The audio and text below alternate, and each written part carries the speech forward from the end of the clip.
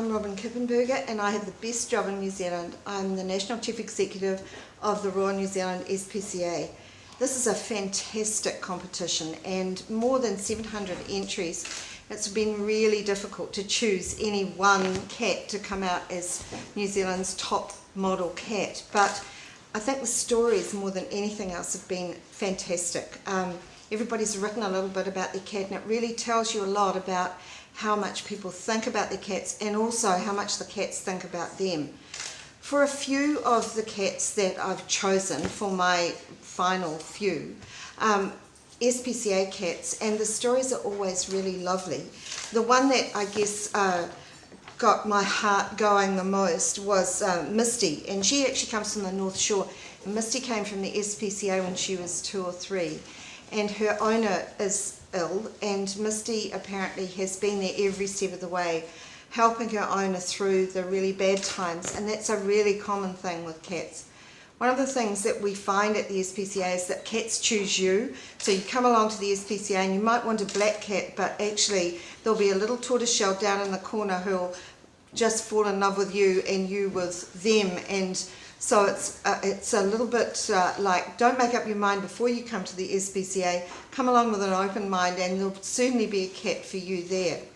There's also a little Bug from the SPCA. Now, little Bug is in a bowl of water in the photo, but apparently now, far from being a tiny little kitten, Bug is fat and happy, and that's what we hope that most SPCA cats are. Well, perhaps not quite fat, but anyway, happy. And then we have one from Oamaru, Taurus Tabbington Ratcatcher Esquire. And Taurus came from our Oamaru SPCA, where the lady who used to run the SPCA down there died very tragically, but she's remembered in the lovely story that Taurus's owner has posted.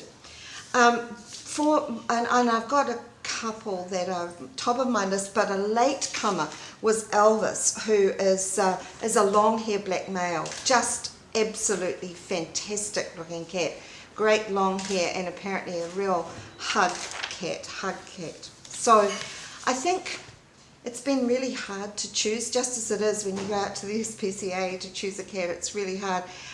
Reading the stories was helpful, and also knowing that most of the people who have put their cats in have also donated to the cat charities, SPCA, Lonely Meow, Cats Unloved. You know, there are a lot of people out there in New Zealand who look after cats for those who don't really care about them, and that's really sad. But the basis of this has been a really joyous thing because you've heard about all of the stories of people who've taken cats into their lives. My two choices are, I think, extraordinary, and I would say that you had to vote for them. The first one has the unusual name of Leatherface, and Leatherface is probably the most unusual tortoiseshell I've ever seen. Half cream or ginger face and half black. Just an extraordinary cat, and I think on the catwalk would be fantastic. But my very favourite is this one. This is Frankie Jones. And Frankie Jones hasn't been photoshopped, I could swear. Frankie Jones has got a smile to win hearts. So when you vote, just think about how much joy the cats bring into your lives. And I guess the message that I want to give to everybody is we've got a whole lot of cats at the SPCA. So if you've got one at home, could you please make sure that they're either neutered or spayed, because we actually don't need any more, not this year anyway.